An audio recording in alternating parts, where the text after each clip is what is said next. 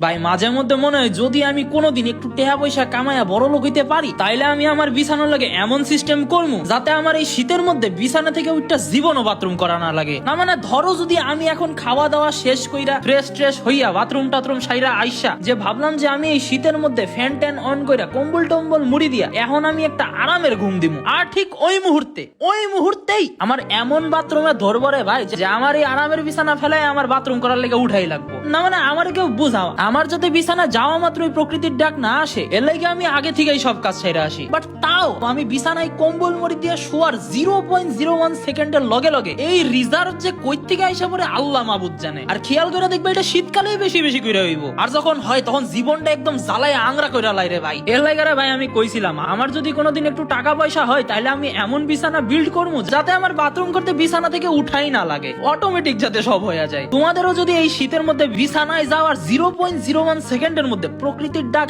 আসে তাইলে রে ভাই আমারে কমেন্টে জানাও। আর তোমরাও যদি চাও যে আমি ফিউচারে এরকম উইন্টার ফ্রেন্ডলি বিছানা বিল্ড করি তাইলে রে ভাই আমারে ফলো মারো। আল্লাহ হাফেজ।